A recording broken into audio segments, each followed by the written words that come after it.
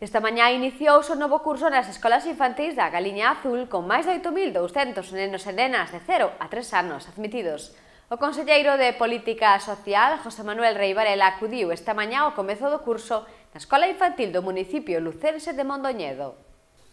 O conselleiro de Política Social, José Manuel Rei Varela, visitou esta mañá en Mondoñedo a Escola Infantil da Galiña Azul, coincidindo co inicio do novo curso escolar nos centros pertencentes a esta rede pública autonómica, que abren as súas portas cun total de 8.260 nenos e nenas de 0 a 3 anos admitidos, 237 máis que o curso anterior.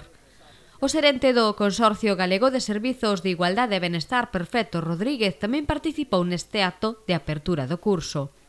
Neste curso, Galicia pon a disposición das familias 24.081 prazas sostidas con fondos públicos, das cales 10.264 se reparten entre as 172 escolas infantís que conforman o mapa de centros da Galiña Azul.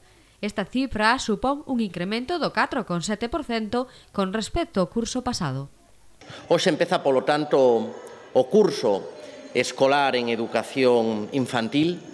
A listaxe provisional de admitidos indica que hoxe 8.260 nenos e nenas de 0 a 3 anos teñen o seu primeiro día de escola.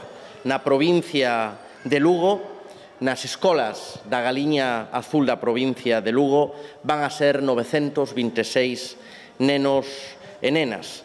No conxunto do territorio de Galicia, neste curso escolar, ofertaremos 10.264 prazas de 0 a 3 anos. Unha cifra que para o Goberno de Galicia é unha gran satisfacción porque permite seguir aumentando o número de prazas sostidas con fondos públicos na nosa terra.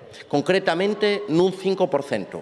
Aumentamos en 484 prazas máis a oferta que nós lle facemos a todos os galegos e a todas as galegas.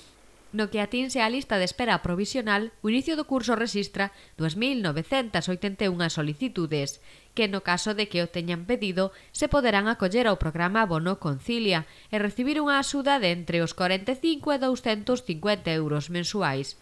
A contía varía en función da renda da unidade familiar para contribuir ao pago de praza na escola infantil que elixan e que non conte con financiamento por parte da Administración. Deste xeito, a lista de agarda volverá a ser de 0 un curso máis.